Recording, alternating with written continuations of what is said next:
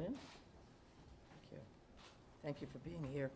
As you may notice, my voice is a little hoarse after working through the night. As you all know, last night, locals, county, state, and federal law enforcement officers from around the state of Maine responded to reports of an active shooter at several locations in Lewiston, including Spare Time Recreation and Schmangy's Bar and Grill. These law enforcement officers, in the face of danger, responded swiftly, selflessly, and with great bravery. Bravery that they continue to demonstrate today as they search tirelessly for a person of interest in connection with last night's events. On behalf of all Maine people, I express my deep gratitude for your response and for your continued service. I also do so for Maine's hospitals and other medical emergency responders. I'm profoundly saddened to stand before you today to report that 18 people lost their lives and 13 people injured in last night's attacks.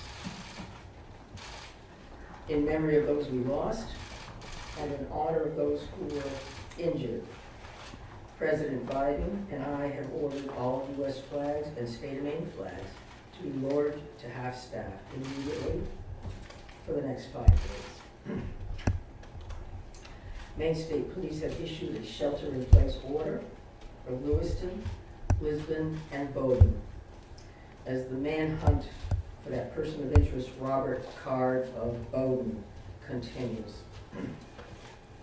I will let law enforcement speak to the ongoing manhunt and to their investigation, but Mr. Card is considered armed and dangerous, and police advise that Maine people should not approach him under any circumstances.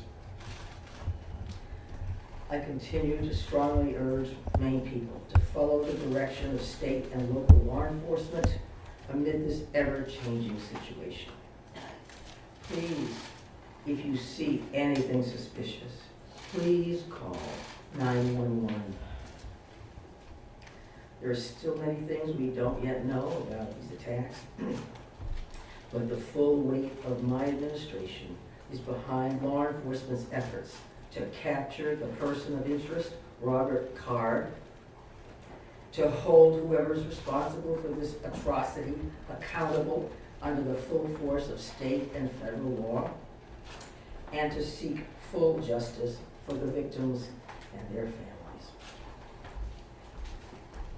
We cannot and we will not rest in this endeavor. My administration is coordinating closely with local, regional, and federal officials to respond to this shooting. I have spoken twice with President Biden. I've spoken with Vice President Harris, Secretary of Homeland Security in my office, and Secretary of Health and Human Services, Becerra, all of whom have called me last night to express the Biden administration's full and unwavering support and to offer any and all help that we, the people of Maine, might require. The governors of our neighboring New England states and of other states have contacted me to offer aid, and I'm sincerely grateful for their friendship and support. We've been in touch with every member of the Maine congressional delegation, all of whom have offered their full support, for which I am also grateful. I also spoke with Mayor Carl Chalene and Auburn Mayor Jason Lebec last night to reiterate that we are standing by them and that we are ready to provide any help people in these communities need, and to deploy all available state resources, including grief counselors and other mental health services. We need to help our communities heal. If you or a person you love needs someone to talk to during this difficult time, please call or text 988 for free and confidential counseling. 988. Look, Lewiston is a special place. It's a close-knit community with a long history of hard work, of persistence, of faith, of opening its big heart to people everywhere. Lewiston is where I worked for years. It's where I met and married my husband and where our girls went to school. I love this place just as I love the whole state with my entire heart. I'm so deeply saddened, as is every one of the 1.3 million people of this beautiful state. This city did not deserve this terrible assault on its citizens, on its peace of mind, on its sense of security. No city does, no state, no people. No words can truly or fully measure the grief of many people today. Our small state of just 1.3 million people has long been known as one of the safest states in the nation. This attack strikes at the very heart of who we are and the values we hold dear for this precious place we call home. All Maine people are sharing the sorrow of the families who lost loved ones last night. Loved ones, normal people who were killed or injured while unwinding from a day of work or while spending time with their family and friends, socializing. So on behalf of the 1.3 million people of the whole state of Maine, I hold these families and this city in my heart today. I know that the people of Lewiston are enduring immeasurable pain. I wish I could take that pain off your hearts, off your shoulders, but I promise you this, we will all help you carry that grief. I ask many people to join me in offering our comfort to the families and friends who have lost someone, and in offering our prayers for swift recovery for those who are healing in Maine's hospitals today. This is a dark day for Maine. I know it's hard for us to think about healing when our hearts are broken. But I want every person in Maine to know that we will heal together. We are strong, we are resilient, we are a very caring people. In the days and weeks ahead, we will need to lean on those qualities more than ever before. As we move forward, struggling as we may, let us wrap our arms around one another, offer comfort and solace and love. I know the Maine State Police will continue to release information to the public as we confirm it, and information about any steps that the public might take to support the people of Lewiston at this time. May God bless the people of Lewiston and bless the memories of those we've lost. Thank you. I'm going to turn it over to Commissioner Sasha. Thank you very much, Governor. We certainly appreciate your support. The city of Lewiston does, the state of Maine, and certainly our first responders. We feel that love every day, and thank you very much for that. I would also say that we want to say thank you to a really large number of other elected officials across our state, whether that's the federal delegation, local elected officials, and many others that are part of organizations or law enforcement agencies that truly wanted to join us today at this particular press event and wanted to speak on behalf of their communities. And as the governor had mentioned, and everybody else will reiterate, our reality for today is that this suspect is still at large. And we want to provide community support for the victims, for the families, in the communities across the state. But we also have an incredibly strong laser-like focus on bringing this suspect into custody and ultimately to justice. So because of that mission for this particular event and today's activities, we're keeping the list of speakers and the agenda pretty tight. And that will include, next up at the podium would be Chief Dave St. Pierre for the city of Lewiston. and some other members of his command staff are present. What I will say to the city of Lewiston, and you know this because you feel it every day, but you're lucky to have a chief like Chief St. Pierre and his entire law enforcement agency. From every level, those officers put their heart and their soul on the line on behalf of their community last night and into today. And they're doing it for the right reasons. They do it because they care. So the city of Lewiston and truly our co-responder family across the state of Maine is lucky to have Dave and his team in the mix with us. And we're also going to hear from Colonel William Ross from the Maine State Police. And Bill will highlight some of the timeline things that you're probably concerned about and certainly interested in from a story perspective. So the Colonel will come up and speak to that. And we'll also have Jody Cohen. And Jody is the special agent in charge for the FBI out of the Boston field office. And Jody will highlight some of those federal partnerships and some of the things that our federal partners are bringing to the table, bringing to bear to help us with this investigation. We also have a bunch of people here. Once you start naming people, you're going to have a problem because you're going to forget somebody or screw something up. But I would also tell you that a couple of our other federal partners are here. Kevin Neal, who's the U.S. Marshal for the District of Maine. We also have James Ferguson, and Jim is the special agent in charge from the ATF for the Boston Field Division. They are heavily invested with staff along with the FBI, and we can't thank them enough for all that they're doing on behalf of our state. I would also tell you that we are going to close with a brief Q&A, and we're going to try to get some of those questions out there. We appreciate your time, your patience, your professionalism, your partnership in getting this information out. I would think that those questions are going to be brief, because again, we do have a suspect at large, and while you can help us with that, we also need to get back to our team to push forward on that. So with that in mind, I would be back up to the podium to kind of steer that a little bit. But for starters, I would like Chief St. Pierre to join us. Thank you, Director Sawchuk, and welcome media partners, and thank you, Governor Mills, for those kind words. I'm going to keep this short. What I would like the very most is to express our deepest sympathies to the families and friends of the victims of this heinous crime. This is truly a tragedy that goes beyond comprehension.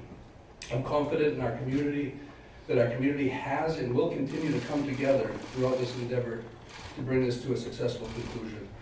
Although difficult, I do ask the public to continue to be mindful of their own personal safety, and also that they be patient with the process as much as possible. There is extensive work and attention to detail that goes into such a large-scale investigation. I'm confident in the expertise and professionalism of our investigators and all law enforcement officials that are currently involved. This is an all-hands-on-deck approach. We have a great deal of collaboration and resources that have been made available to us. There are far too many to name individually, but I think Director Sawchuk named quite a few appropriately. There are far too many, as I've stated, but they are all appreciated more than you know. I want to thank all of our brave men and women of the Lewiston Police Department, Fire Department staff, medical personnel, first responders of any kind that came from far and wide and have come together and continue to work tirelessly in bringing the situation to an end. We hope to locate and hold the person accountable. I think you'll hear next from the state police, who is taking the lead in this investigation. Although that we are working hand in hand with them, I think Colonel Ross will be able to fill you in on a little bit more.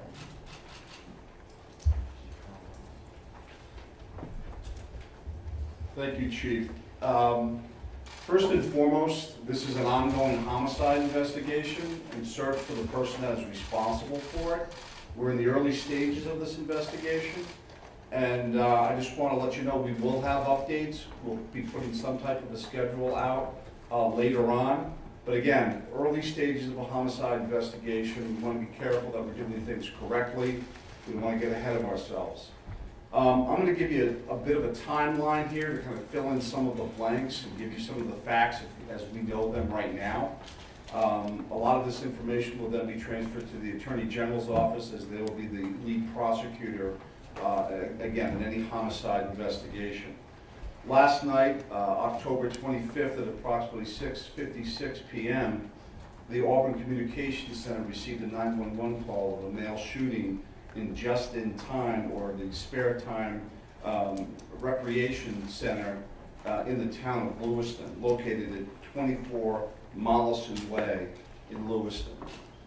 Shortly after that, at about 7:08 p.m., the communications center received multiple 911 calls about an active shooter inside of a Schmenge's Billiards at 553 Lincoln Street in the town of Lewiston.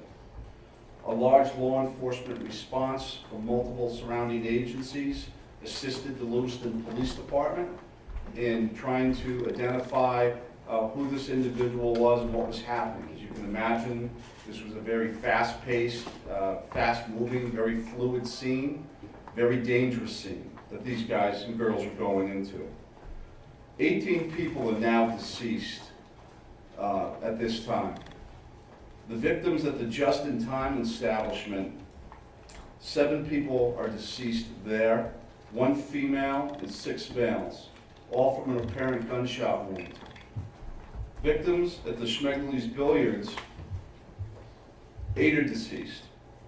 7 males inside the establishment, 1 male outside of the establishment. Again, also apparent gunshot wounds.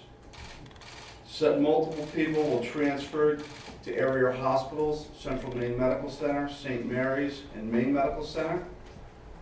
3 people that were transferred to those hospitals are deceased, for a total of 18 people deceased at this time. The investigation into the person responsible for this identified a vehicle located at the Projebscott boat landing in Lisbon. That person, through the registration of that vehicle, was identified, as been stated earlier, as a Robert Card, born in 1983. Several of the deceased have been identified, and their families, next of kin, have been notified. Approximately 8 people at this point have been identified. 10 people, 10 of these victims, still need to be identified at this time. Currently, there is an arrest warrant for 8 counts of murder for Mr. Card.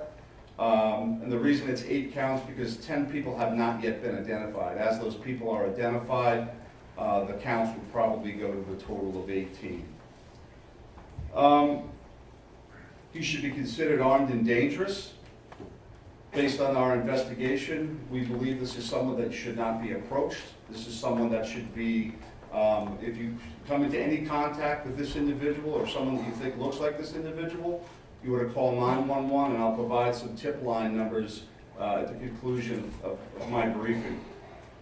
The Lewiston Police Department, federal, state, county, and other local municipalities are involved in a coordinated search at this moment for this individual. So there's the ongoing investigation, and there's a search to apprehend this person. Both happen simultaneously. I can't stress this enough. This is an ongoing investigation in the early stages. More information will come out in conjunction with the Attorney General's office as the lead prosecutor. We can't share all of our information right now, and I'm sure you understand that. I'm going to give out 2 numbers that go to a tip line. 911 is also appropriate for this, but if anyone can call these 2 numbers, this would go to the State Police tip line. Area code 207-213-9526, 207-509-9002. And we'll be sending something out later that has that information in it if you weren't able to grab that now. Again, this is a very fluid situation. We have a lot of resources, as Chief St. Pierre had mentioned earlier, that are on the ground in a coordinated effort to apprehend this individual. We've notified the Department of Education, and they have determined what they're going to do with the schools. A lot of schools, area schools, were shut down today based on our conversation with them. Again, as more information comes in, we'll be providing it to you. Thank you for your time. This is a very difficult time for, I think, the community of Lewiston, difficult time for obviously the victims' families, and it's a tough time for law enforcement. It was a rough night last night. But we're committed to bringing, whoever's responsible this to justice. And again, we are currently looking for Mr. Card right now, someone that we'd like to apprehend. Thank you. Thank you, Colonel. And FBI Special Agent in Charge, Cohen, if you could join me, please.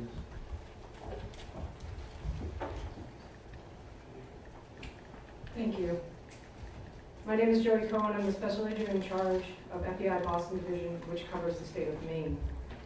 Our hearts go out to everyone who was impacted as a result of the senseless violence. The FBI is working hand in hand with our law enforcement partners. Our evidence response team is here processing these very extensive scenes. We are providing investigative and tactical support, as well as our victim specialists are working with those affected by this tragedy. As this very active investigation continues to unfold, we're asking the public to stay vigilant and come forward with any information that you might have that you feel is helpful to our investigators. My pledge is that the FBI will carry out this investigative case with rigor. We will work day and night alongside our law enforcement partners to get the answers to the questions this community deserves. We thank the public for your continued cooperation and patience as we continue to work this very active investigation. Thank you.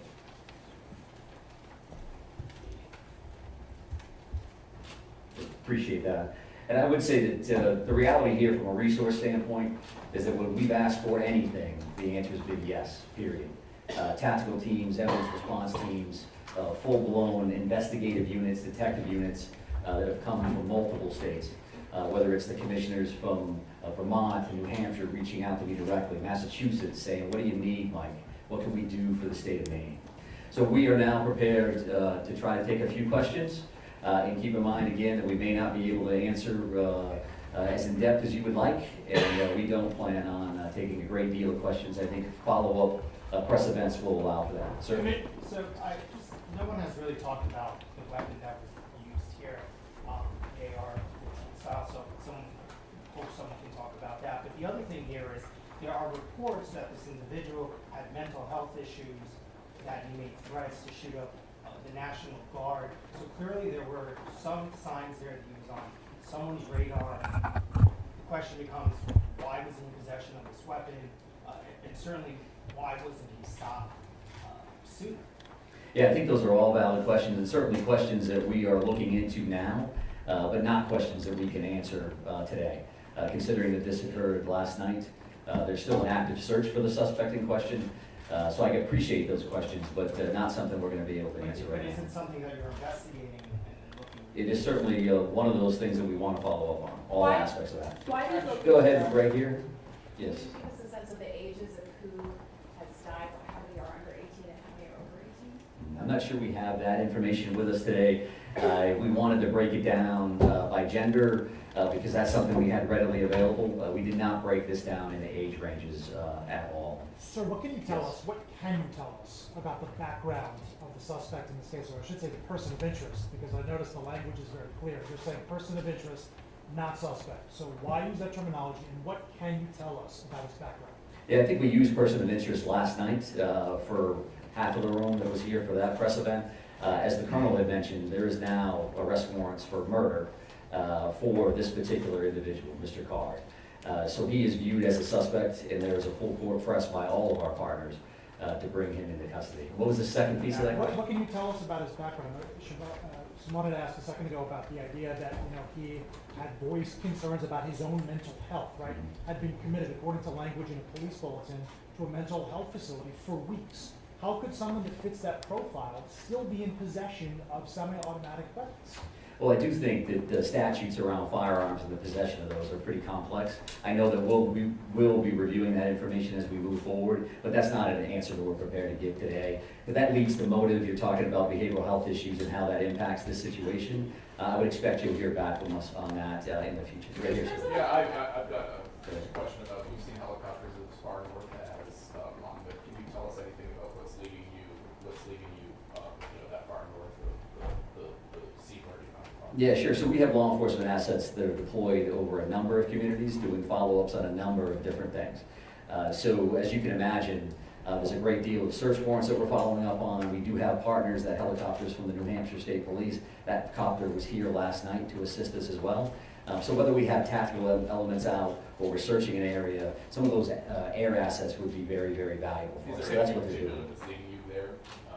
We're not going to speak to what brings us to a specific community one way or the other. Yeah. So Right to here. identify the unidentified victims, what are people encouraged to do? Is there DNA being, tested for family members who may have missing loved ones? Like, what is that approach right now? Yeah, so we did have a family reunification center open last night. We do have behavioral health liaisons that are fully engaged to work with families and work with loved ones and work with victims for that matter that may be in the hospital and seeking treatment. So those things are actively occurring. We are dealing with each one of those situations separately. So do we need DNA on that? Are we just waiting to find a loved one, some kind of family member that we can make a notification? I think that varies across the board.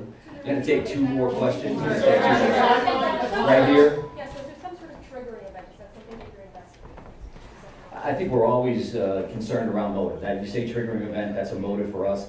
Again, that's not something we're prepared to discuss today, but I do appreciate the question. It's clearly something that's important. One additional follow-up from you. Can you help us understand why these locations, why this bar, why this bowling alley? Was he looking for someone? Was he looking for something? I think that does speak to motive, so I appreciate the follow-up, but not something we're going to be prepared to answer today. I have one more question. Right here, sir. Right here. Can you say, is card, first off, to clarify, were the arrest warrants issued today?